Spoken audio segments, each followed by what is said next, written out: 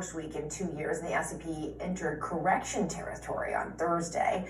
Many economists are raising the chances of a possible recession in the United States, and breaking with presidents past the Trump White House is not doing much to calm those fears. Mr. Secretary, can you guarantee the American people here and now that there will be no recession on President Trump's watch? Well, Chris, you know that there are no guarantees. Like, who would have predicted COVID? Right? So I can predict that we are putting in robust policies that will be durable. Comments like that have sent jitters through the stock market and corporate America. But as the Wall Street Journal reports, business leaders who are showing alarm behind closed doors are staying quiet when President Trump is in the room. Joining me now, Jeffrey Sonnenfeld. He leads the Yale Chief Executive Leadership Institute and Senior Associate Dean and Professor at the Yale School of Management. Jeffrey, thank you for being here with us tonight. I know you organized this summit where CEOs aired their concerns, and you told the Wall Street Journal that they were, quote, horrified about the tariffs with Canada. Tell us more about that. Well, you just nailed it. It was a shocking contrast. Much of the same people that were at that Business Roundtable event with President Trump present in a kind of a windowless basement-like facility, looked like they were in a church meeting hall somewhere in rows and columns. They were deathly silent and obedient, not saying anything.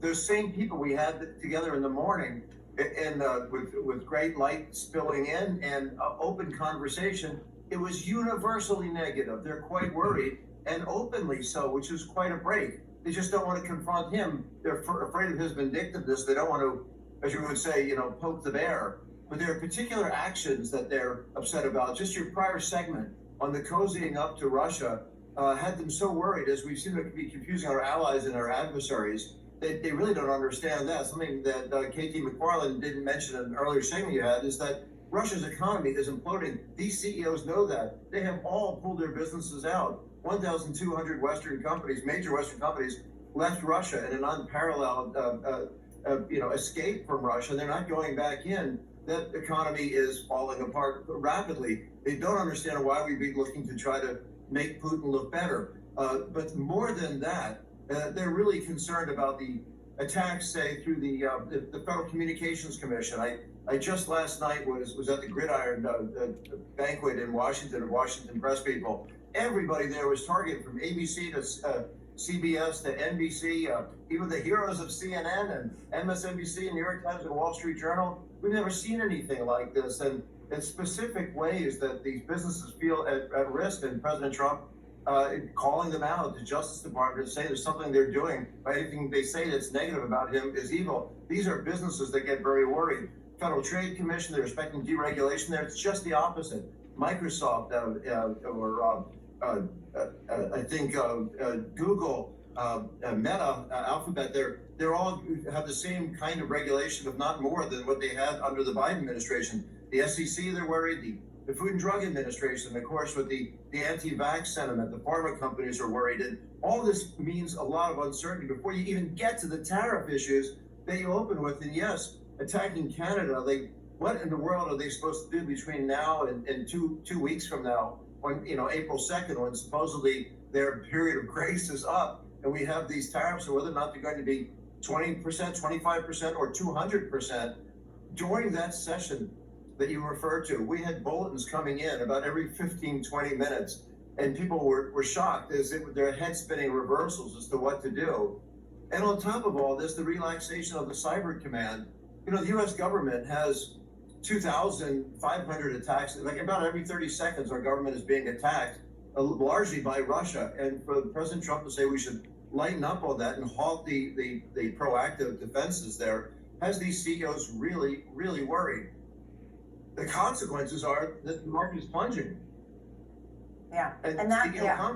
Go ahead. We have seen that the Michigan Consumer Survey has fallen now to 14-year lows, down 20-25%. CEO sentiment from Chief Executive Magazine and several hundred other CEOs they survey is down 25%. Our own CEOs are telling us that 80% of them think that the Trump approach, the tariffs, is bad for the economy. They're not opposed to tariffs, but the across the board approach is the problem. They want some selective tariffs where there is some dumping. But this head spinning reversals creates uncertainty that CEOs are now at a turning point for speaking up about this. The amount of money that was just lost in this since President Trump became president, it's for the markets, $4.6 trillion.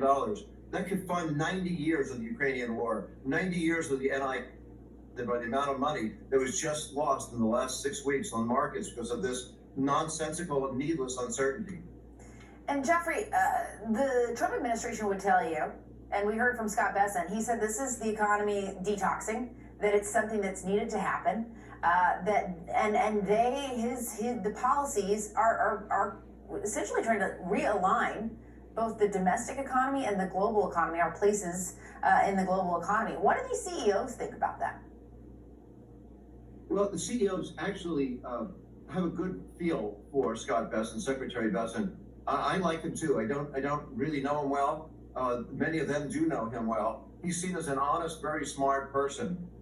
However, nobody's ruling out recession. These CEOs feel there's about a 92% chance we're headed towards recession, as Secretary Bessent doesn't want to deny because he's honest.